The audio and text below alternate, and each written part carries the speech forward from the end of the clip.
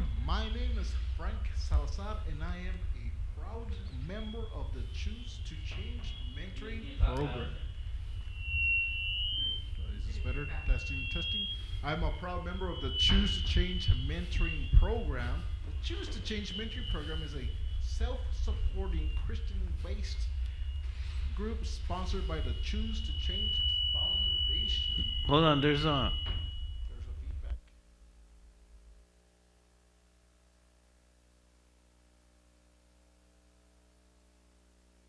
We do encourage donations from our members and to anyone else who believes in what we do. The only requirement for membership is a sincere desire to change your life. We are on a mission to restore families by inspiring, challenging, and equipping men to become better fathers, husbands, and leaders in our community. So if you are ready to change your life, then you're in the right place. Through this program, you will learn exactly where to start your life change journey, tools and resources to keep you going, and a support system to help you reach your goals. The Choose to Change mentoring program believes in three key principles of life. Number one, we believe in the life changing power of God through faith in Jesus Christ. Number two, we believe that God has already done his part and it is your responsibility to learn to do your part. Number three, success or failure is a choice, and the choice is yours. So if you're ready, say, I'm ready. All right, my name is Frank Salazar, and I have a quote here that I was reading today. I'm going to read it. This is from the Excellence book. Good is good enough is not good enough for the person who seeks to excel. And that is something that I am learning to do more and more. Is something that we've been taught here in the Choose to Change program. To don't settle for just good enough. You keep on going. You keep on learning more and more. And I think I will give it up to our mentor Orlando Salinas. I think we have a special night tonight. I do want to say, anyone watching on YouTube, don't forget to like, subscribe, and comment because it helps push that video out so more people can find this video and maybe it can help change their lives too. So here we go, Orlando Salinas.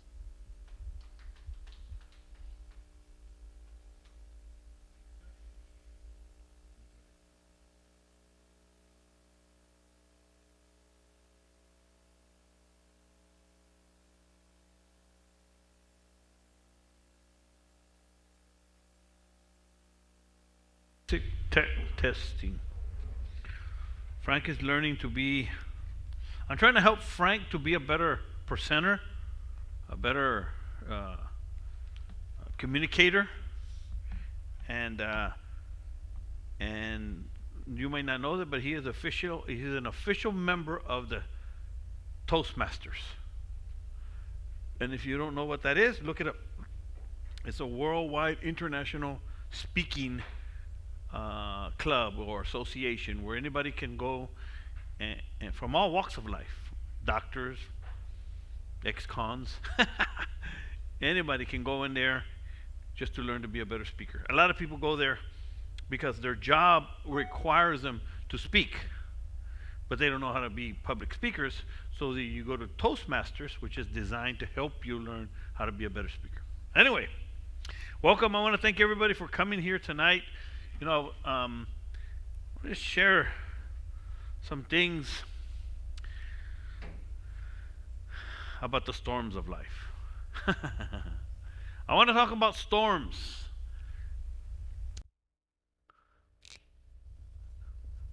Storms. In these rooms, by the way, thank you for watching. Those of you watching us online, my name's Orlando, and I am excited to be here because every Thursday, I'm wondering, what am I going to teach today? What am I going to learn? What am I going to help somebody with today? And hopefully we can help each other a little bit. We're going to share a couple of stories. Alex, you ready? You ready? Okay. And and see about how do we make it through the storms of life. Last week, I was asked, I think Diana asked the question, and I don't think we answered it properly. And I said, you know what, let's talk about that. Because we're talking about things we go through in life, and I think she asked, what about when the storms hit? Well, let's talk about that. What about when the storms hit? If you're watching online and you want to comment, please comment, and they'll let us know there. But what does happen when the storms of life hit? Because storms in life, what? Will hit. We all have problems. We all have issues, right? We all can share our stories of heartache and pain. Life is hard, right? Life is hard. And the older you get, the more you realize that life is hard. But something that I wanted to remind you guys of, to remember, always remember that life is hard, but life is hard for all of us. So keep that in mind, because I need prayer too. Just like you need prayer in your situation. In your situation, I need prayer too. I used to hear that a lot. Like, I hear it from pastor, and I hear it from other people. And I used to think, well, you're the leader, and you're whoever you are. And I used to think, well, their life is good. But no, everybody has issues and problems and paths. So remember that. And let me see, where is it? I want to read a scripture to you out of Acts 27. I want to read a scripture to you guys out of Acts 27. The Apostle Paul went through some storms. And I just want to read something about a storm that he went through. Because really what I want to talk about today is, what do we do when the storms hit? That's what I want to talk about. Because there's going to be only two outcomes. And you're going to choose it, which one you want. Or how you're going to respond to your storms. Are you going to fight? Or are we going to bow down? Are we going to fight? Or are we going to fold? That's the two responses that we have. And I want to share a couple of things on that myself. And I want to share what the Bible talks about. But listen to this. This is I want you to listen to this story. It's in Acts 27:13, starting at verse 13. And by the way, let me give you the backdrop here. Paul the apostle they've arrested him, and they're taking him to the court somewhere. So they're in a boat, they're in a ship, and they're taking him somewhere. Okay, in shackles. So he's the prisoner for these people. And here's what's happening. They're about to set sail, and we're going to pick up the story there. And it says in verse 27:13 says, when a gentle wind from the south started blowing, the men thought it was a good time to do what they had planned.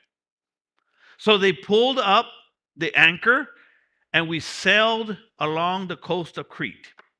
But soon a strong wind called. The northern blew against us from the islands. The wind struck the ship, and we could not sail against it. So we let the wind carry the ship. We went along the islands of Cod. On that side was protected from the wind. We had a hard time holding the lifeboats in place. But finally we got where we belonged.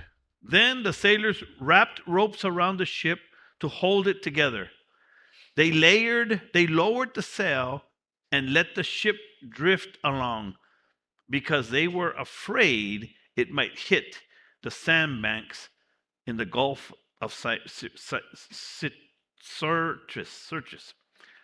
The storm was so fierce that the next day they threw some of the ship's cargo overboard.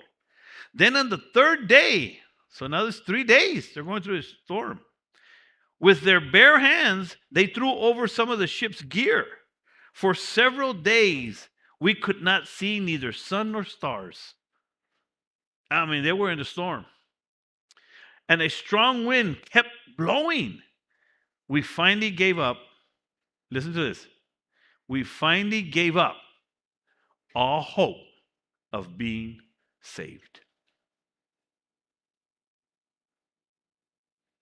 We finally gave up all hope of being saved. Those are the people that were taking Paul the apostle somewhere. They gave up. They gave up because of the storm. And I told Alex and I told a couple of brothers that we're going to talk about storms because we can give up. That is an option. Am I right or wrong? That's an option. And I think many of us has felt like giving up because the storms are fierce sometimes. And I know the stories. And not only ours, but there's others. Fierce. Listen to what they say. Since none of us had eaten anything for a long time, Paul stood up. The man of God. And that's what we want to be, men of God. Paul stood up and he told the men. See, that's the way I want to be. He said, you should have listened to me. If you had stayed in Crete, you would not have suffered these damages and these losses. But now I beg of you to cheer up. So with this, cálmate. Because you're going to be safe. Only the ship will be lost. I belong to God. Paul. I belong to God. And I worship Him. Last night, He sent an angel and told me, Paul, don't be afraid. You will stand trial before the emperor. And because of you, God will save the lives of everyone on the ship. Cheer up. I am sure God will do exactly what He promised. But we will first be shipwrecked on some island. We're going to go through some stuff. It's not going to be easy. That's what He's telling them. He says, but cheer up. We're going to make it. We're going to make it through. And this is where we find ourselves many times in life. For so many people give up. They do like the men running the ship.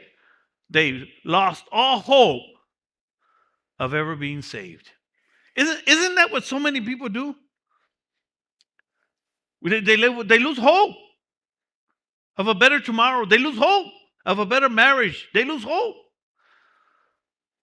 Sometimes things don't go the way we want it, right? We don't like the things that happen to us. We don't like the way we were brought up. We don't like so many things. The regret, we talk about this all the time.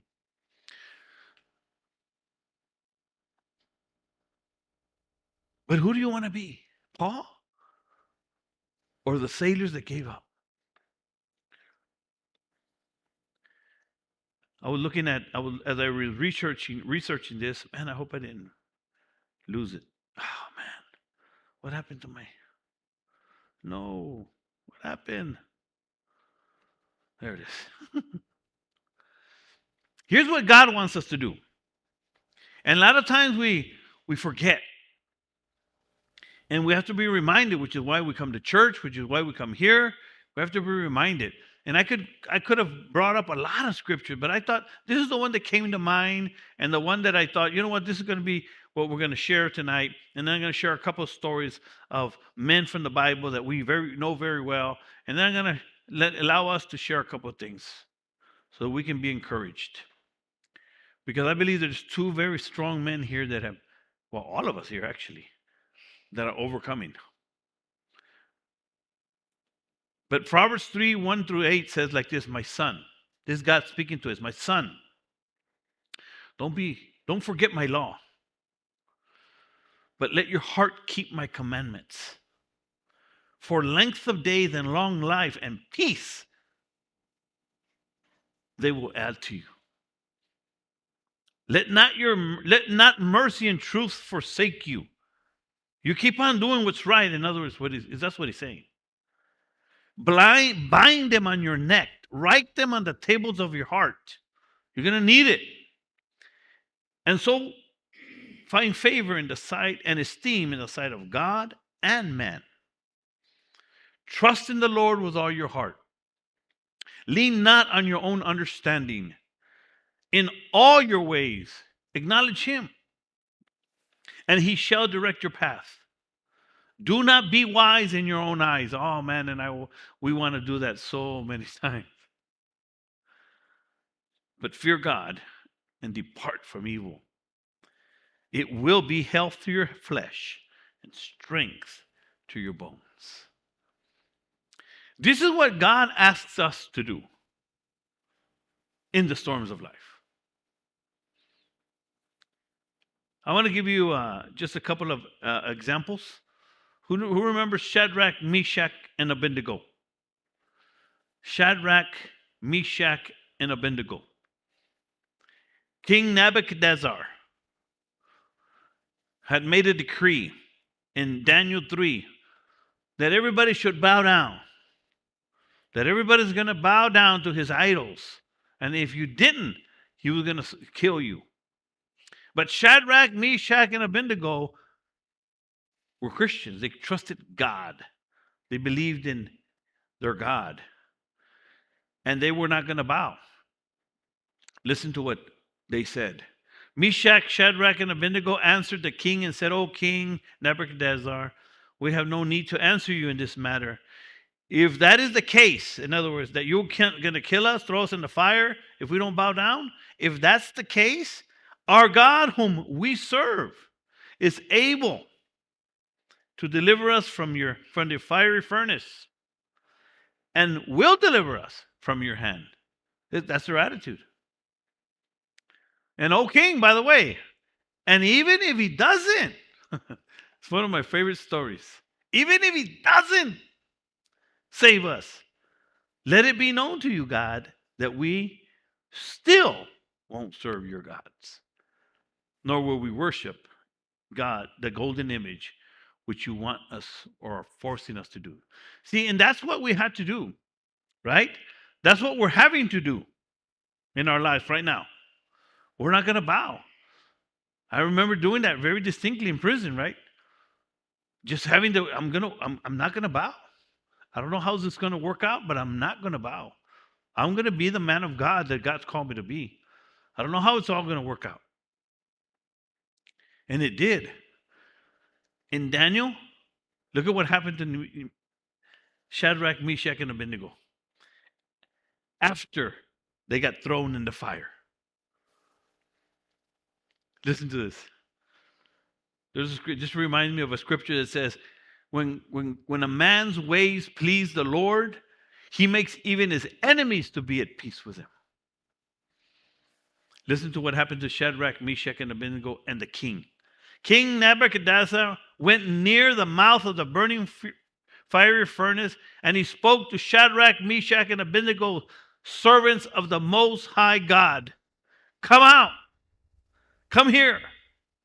And Shadrach, Meshach, and Abednego came from the midst of the fire, and the satraps. Oh, wait a minute. Everybody was watching, in other words. And the king's counselor gathered together, and they saw these men of whose bodies the fire had no power. The hairs of their head was not even, they didn't smell, nor were their garments affected. And the smell of the fire was not even on them. And listen to what the king said. King Nebuchadnezzar spoke. This is the king that wanted to kill him. He said, blessed be the God of Shadrach, Meshach, and Abednego. He said, whom sent his angel and delivered his servants who trusted in him. And they have frustrated the king's word, but yielded their bodies that they should not serve nor worship any God except their own. Therefore, I make a decree. Or look, he said, what el king. I make a decree that any people, nation, or language who speaks against the God of Shadrach, Meshach, and Abednego shall be cut into pieces. In other words, don't mess with them. Don't mess with them. Because their God is real. But they have to trust God, right? We can talk about Joseph. What happened to Joseph? These are examples that we have. This is it.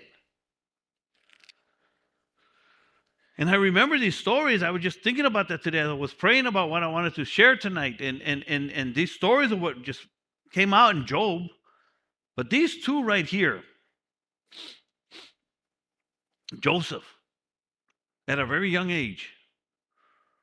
This is what's happening in our society today. Youngsters being rejected by their families.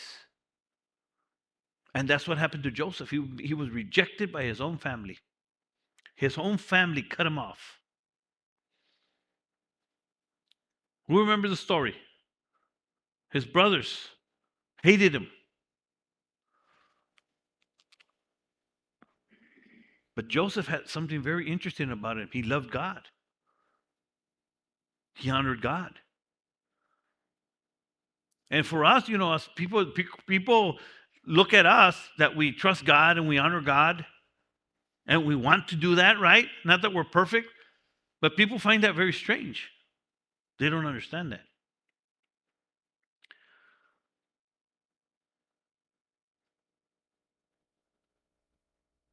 But Joseph's story is that he was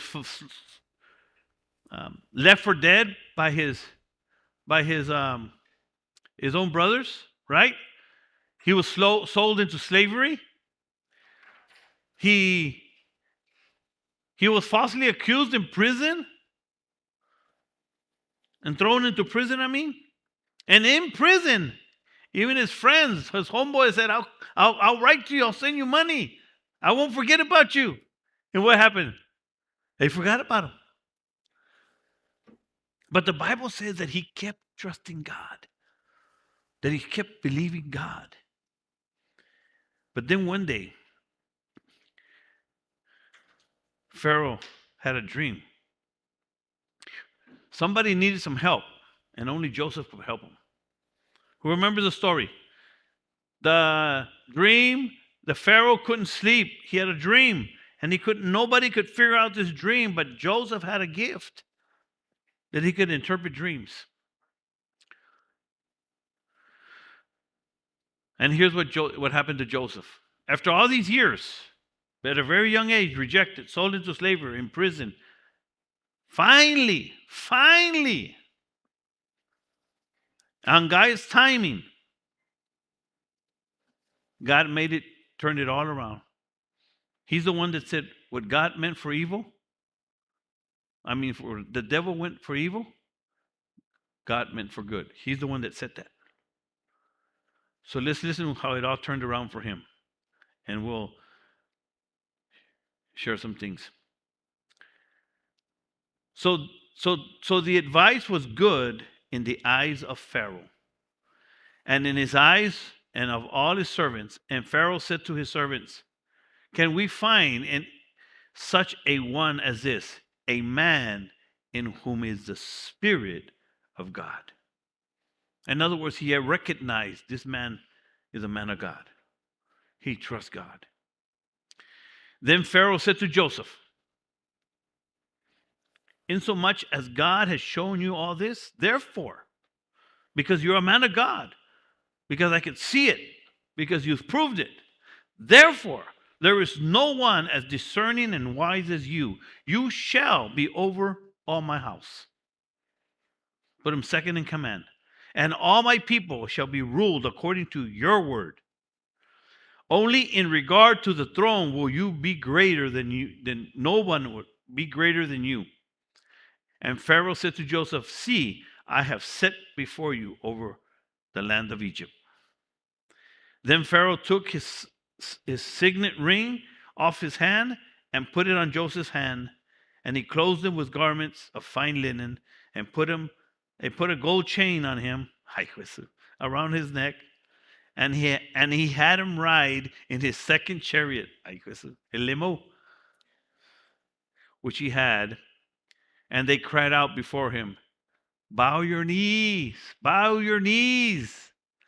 So he set him over all of Egypt.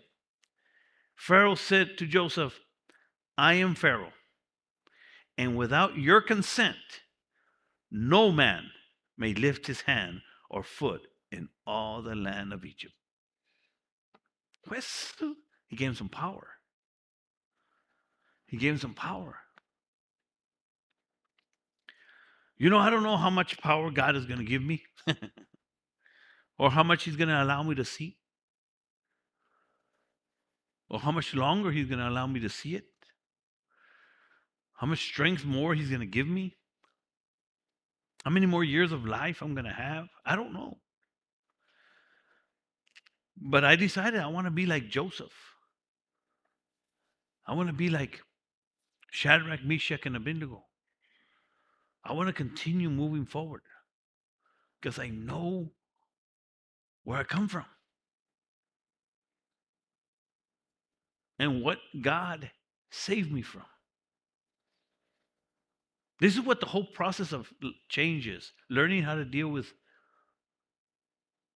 me. If I could only trust God. He promises he's going to see us through.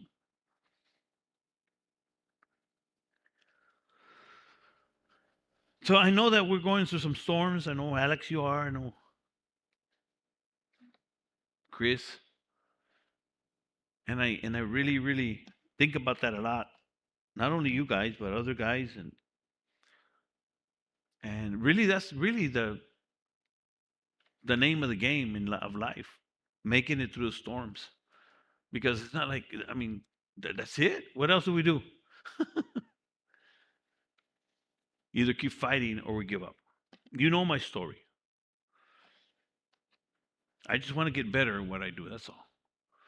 I just want to keep fighting because it gets very wearisome.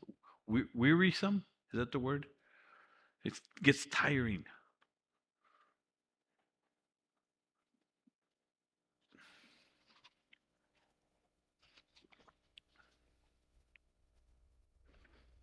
So, I'm not going to bow. I'm not going to bow. I'm going to keep on moving forward. And that's how I make it through the storms. I think of these stories. And think about God and His mercy. And I know now that it's all in His hand. Of course, I'm enjoying a great life now, right?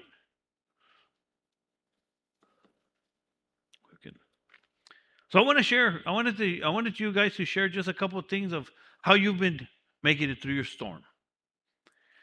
And if you're gonna, I don't know, just a couple of things. I know we don't have a lot of people here, but there's people that watch this, brother. 30, 40, 50 people that watch it. Maybe you'd like to share how you're going through your storms. Would you like to share a little bit, brother?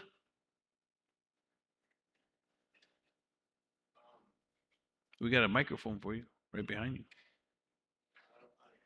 you. Well, first of all, do storms come? Do unexpected storms come? Because that's the story that we read. It was, they thought they were good to go, and the storms hit.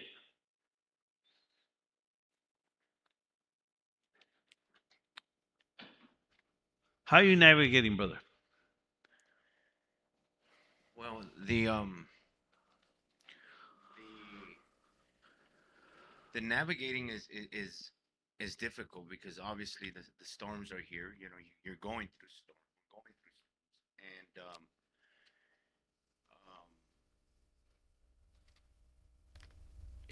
get to a point where you've got to make a choice. What are you gonna do? Are you, like you said, are you gonna bow down? Are you gonna give up? Or are you gonna move forward, right? And a lot of the issues, as a matter of fact, today was a sobering experience, right?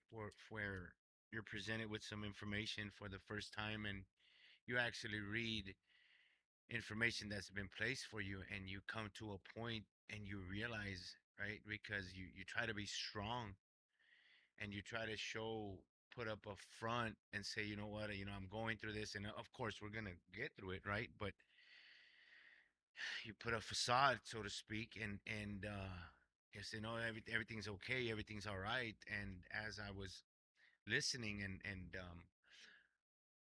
uh to praise and worship, God speaks, and he says, you need to stop. You need to stop the faking. You're hurting. You're going through the storm. You're in a difficult situation, and the minute that you admit that,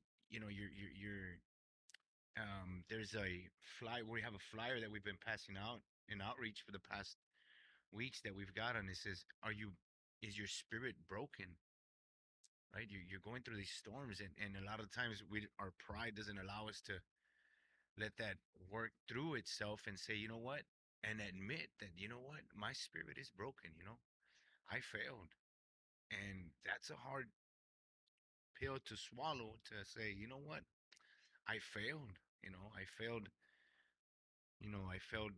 my situation. I failed my marriage. I failed my wife. I failed my family. I failed, but most importantly is, I failed God, and God, it's just, God has been speaking very clearly and saying, you know what, and of course that the reason that, and I believe, and my faith is grand in, is that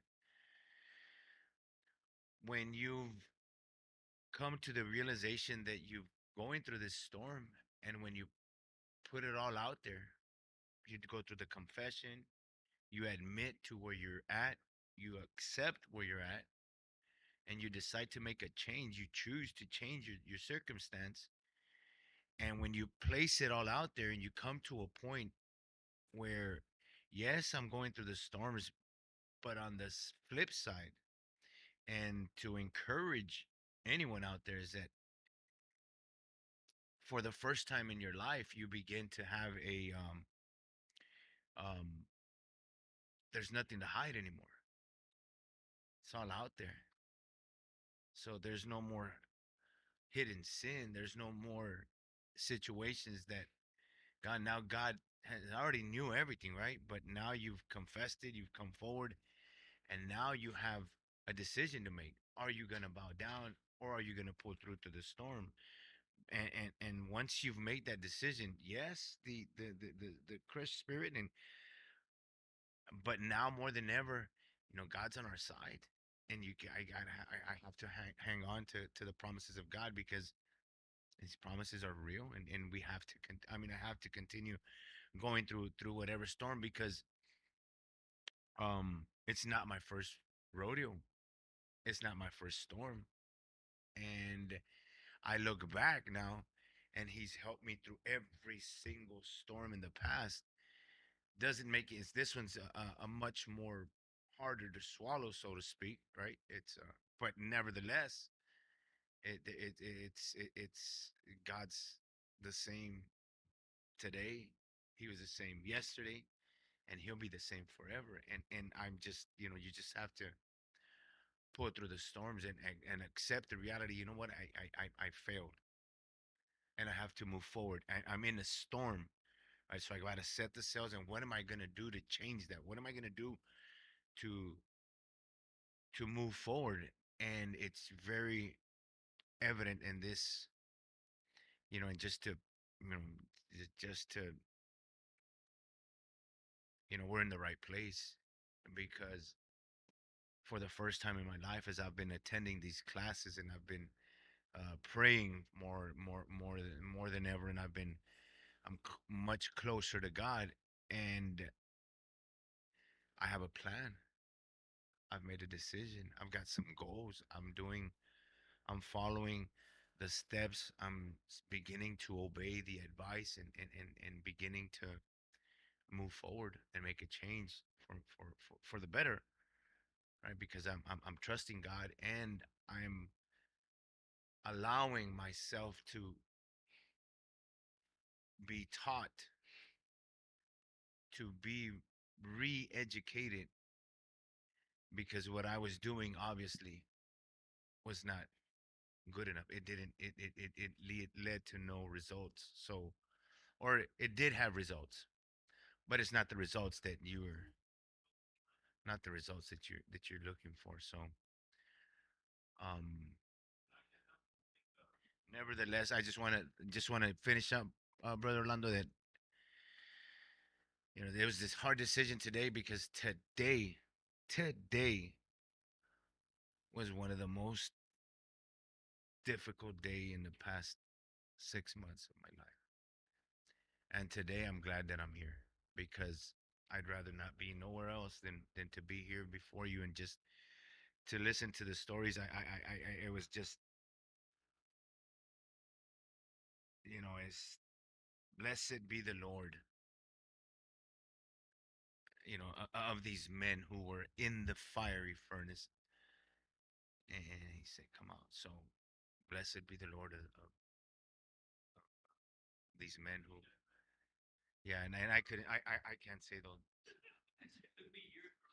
Yeah, I'm actually gonna write that. So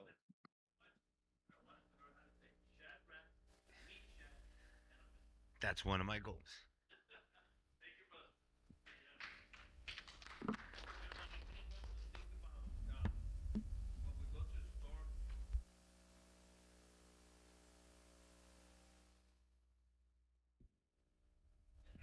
I really had this heavy on my heart, because of what men like yourself are going through that I know of.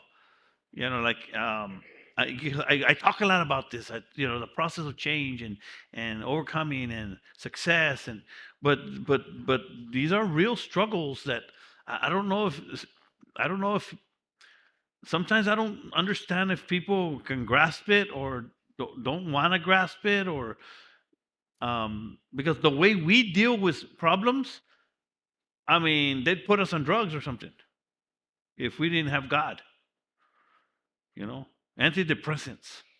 If we didn't have anything else, they'd put us on some kind of medication, because that's the only way the world has to deal with it. Uh, we're doing it through mentoring, through encouraging, through praying. That's what we believe in. Honestly, I would have lost it. I was, yeah. And many of us could, go back to drugs and alcohol. Just because we don't know how to deal with life. Life storms are difficult. That's why I said life is hard. And we have God, and it started. God started convicting me more and more and more that, yeah, I can teach you a process. I can teach you what to work on, your attitude, your habits, and the process. But the core, the ingredient, the main ingredient is Jesus Christ, the anchor of our salvation. Because really, that's what we're going to need somebody. Because once you get to the end of your rope, then what? We hang on. Go ahead, brother. Yeah. Well, I have some good news today. I officially won custody of my daughter. I am. Yes. Today I got the.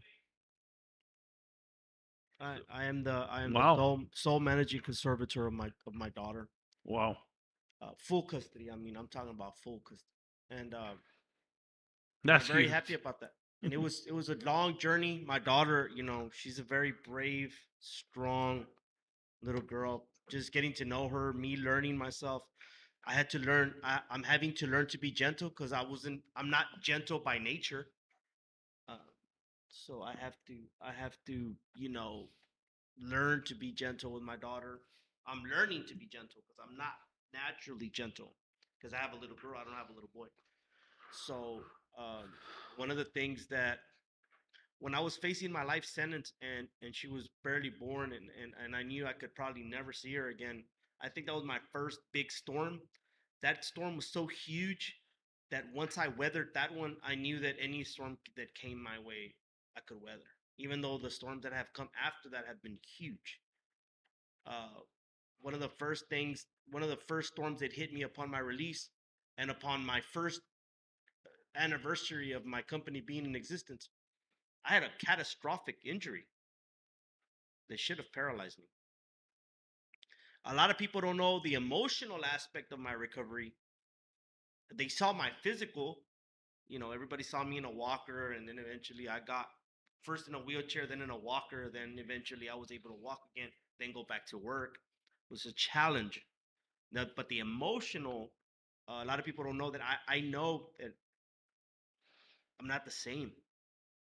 I can feel it when I hold my mud pan or when I work long hours. Because I used to work, I mean, I helped build this church.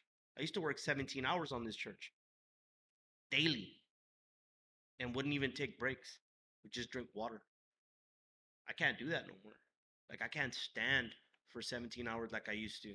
I used to be able, I was a beast at working. You couldn't stop me. I'd work harder than 10 borrowed mules. Mhm. But I could feel my body being different. So it forced me to go back to the gym, which has been hard. My body's in pain all the time because I'm pushing myself to the limit, trying to stay healthy for my daughter so I could live longer. And it's a bittersweet moment in my life. I'm in a crux. I don't know if y'all know what a crux is. I'm in a spot where I'm bringing my daughter into this world like a beautiful little girl that's gonna blossom and grow.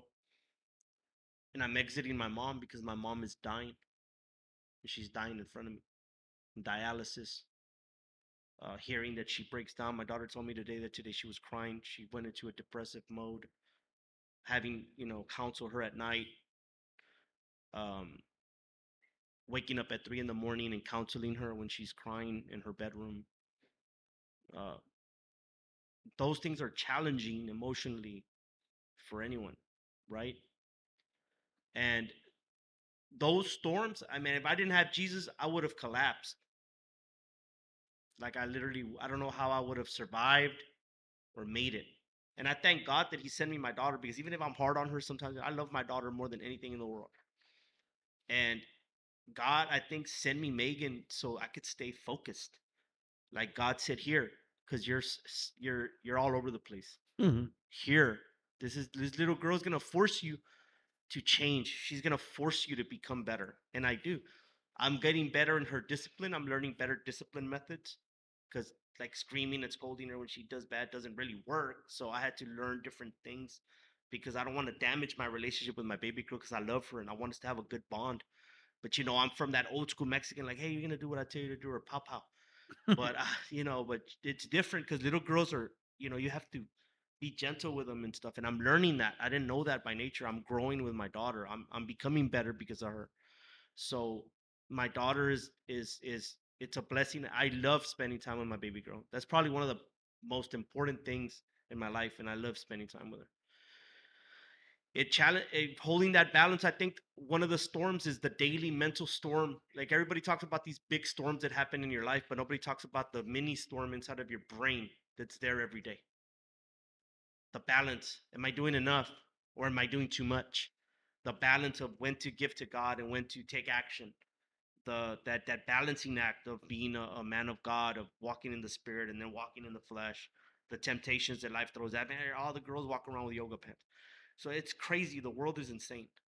And we have to continually feed ourselves. And then sometimes your spiritual walk is lacking, and you have to and strength. And then sometimes your financial is lacking, so you have to work harder or work more. And then you don't spend enough time with your family, so you have to spend those things that men, actually, this is a men's issue that men in particular have to battle in their mind.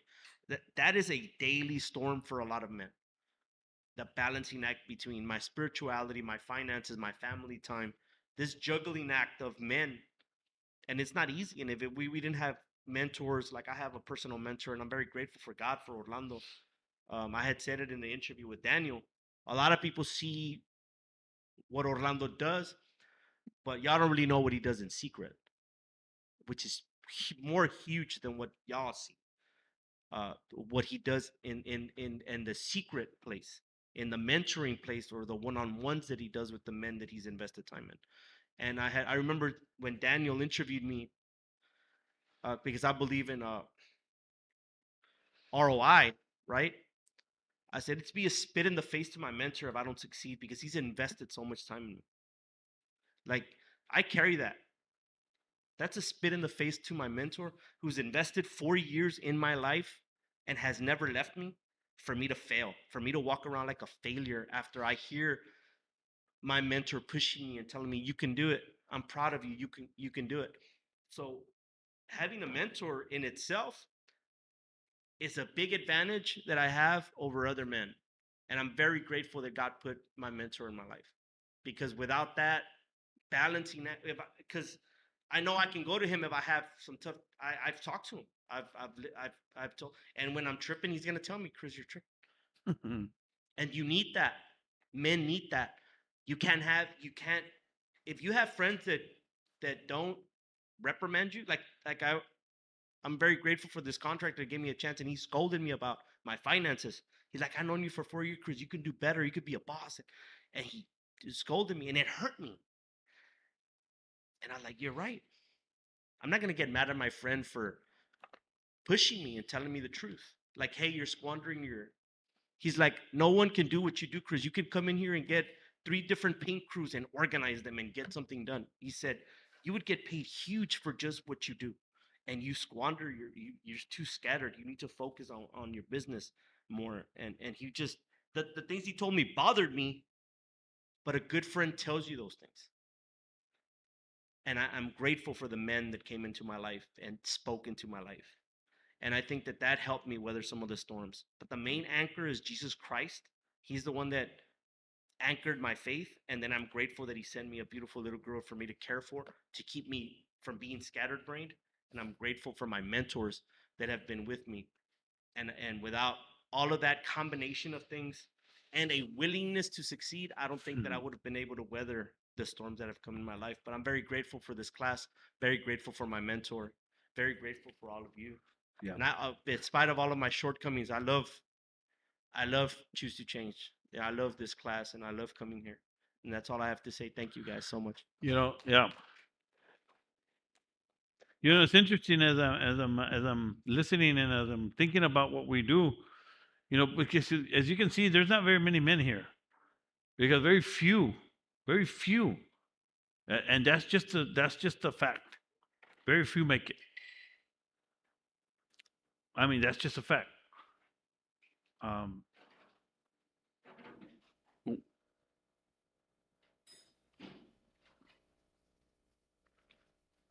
I heard the words trusting God, being teachable, and willingness. One of my mentors always used to tell me, you need to pray for willingness. You need to pray for willingness, because we don't always wanna do what's right, right? I think of my little nephew Eris. He just gets mad. Oh, we don't want you don't want to do it. And sometimes that's how we are. We just don't want to do what's right. But I'm so glad that you guys are here. So I'm glad that I've helped in some way in your life, even if it's just to, I don't know. I want to be able to be looked upon and say, you know what, someone else is doing it. Someone's doing it. I can do it too. That's uh, that's how I started this whole ministry. Was the idea. I read an article. In fact, you know what? Just pass around the donation bucket, brother. I brought my donation today. Ahora me pagaron en puros ones.